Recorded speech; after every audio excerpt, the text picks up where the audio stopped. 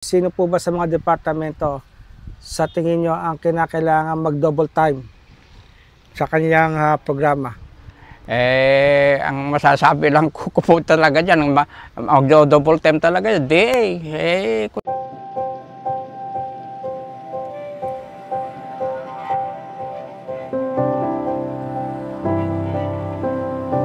Mayo 7 po at ating makakapanayam si Kuya Victor Sanidad.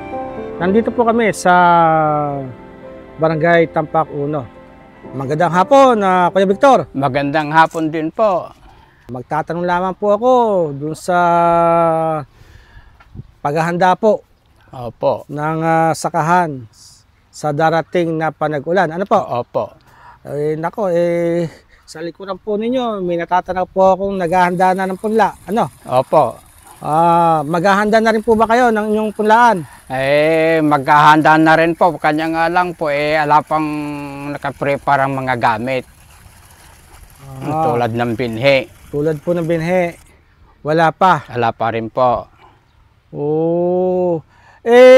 Ang balita ko po, sa ikatlong linggo po ng Mayo ay magsisimula ng mamahagi ng binhi ang ating Department of Agriculture. Ganon pa naman po. Kung ikatlong linggo po ng Mayo magbibigayan, parang huli na rin po. Dahil ang hinahabol ng magsasaka yung magandang panahon.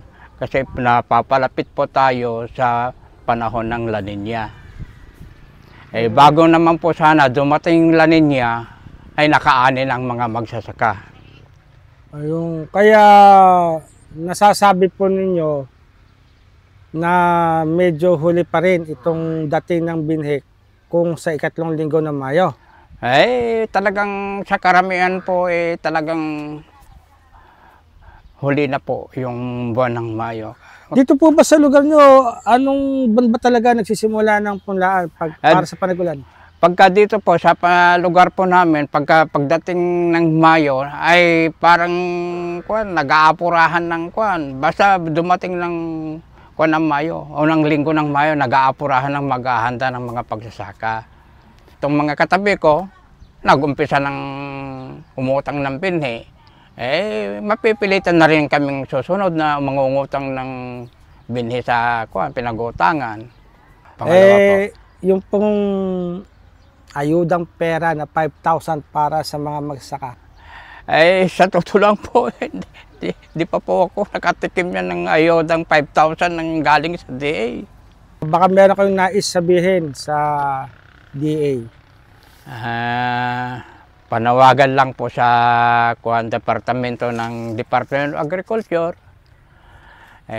Dapat sana po pag-ukulan po ng pansin itong magandang panahon na binibigay sa atin ng Panginoon. Kasi ang iniiwasan po natin, lalo ng mga produkto natin ay takot sa kalamidad.